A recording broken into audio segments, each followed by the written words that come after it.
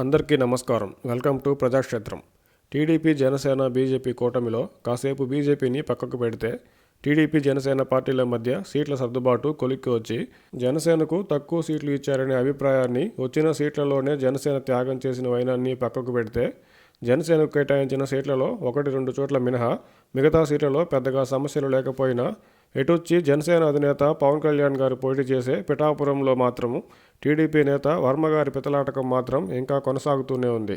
మొదట్లో పవన్ కళ్యాణ్ గారు పిఠాపురంలో పోటీ చేస్తానంటే త్యాగం చేయడానికి సిద్ధమే అని పవన్ కళ్యాణ్ గారు ప్రచారానికి సైతం రావాల్సిన అవసరం లేకుండానే పిఠాపురంలో ఆయన్ని గెలిపించి కూటమికి గిఫ్ట్గా ఇస్తానని చెప్పిన పిఠాపురం టీడీపీ నేత వర్మ గారు చివరకు పిఠాపురం సీటును పవన్ కళ్యాణ్ గారికి కేటాయించడంతో ప్లేట్ మార్చేసి టీడీపీ కార్యకర్తలు చేసిన రచ్చ మామూలుగా లేదు. వర్మగారు సైతం కార్యకర్తల అభిష్టం మేరకు పిఠాపురంలో తానే పోటీ చేస్తానని చివరకు చంద్రబాబు గారు పిలిచి ఎమ్మెల్సీ ఆఫర్ చేయడంతో సద్దుమణిగారు. చంద్రబాబు గారి అరెస్టు మొదలు అటు చంద్రబాబు గారికి, టీడీపీకి అండగా నిలిచిన పవన్ కళ్యాణ్ గారిపై టీడీపీ నాయకులు, శ్రేణుల్లో అభిమానం ఉంటే ఆయన పోటీ చేసే స్థానంలో మాత్రం కొందరు టీడీపీ కార్యకర్తలు వర్మ గారు ఎందుకు సమస్యాత్మక ధోరణిలో వెళ్తున్నారో వారికే తెలియాలి. కొందరు టీడీపీ కార్యకర్తలే రచ్చ చేశారనుకోవడానికి అక్కడ పోటీ చేస్తుంది పవన్ కళ్యాణ్ గారు కదా. పైగా వర్మ గారు సిట్టింగ్ ఎమ్మెల్యే కూడా కాదు.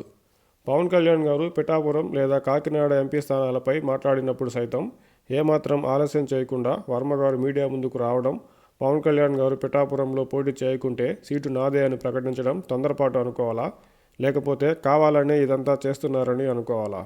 జనసేనకు కేటాయించిన సీటుపై, జనసేన అధినేత పవన్ కళ్యాణ్ గారు పోటీ చేసే సీటుపై రోజుకొక మాటతో టీడీపీ చేస్తున్న తతంగం ఇరు పార్టీల మధ్య ఓట్ల బదిలీపై ప్రభావం చూపదని టీడీపీ నేతలు భావిస్తే ఇక చేసేదేమీ ఉండదు.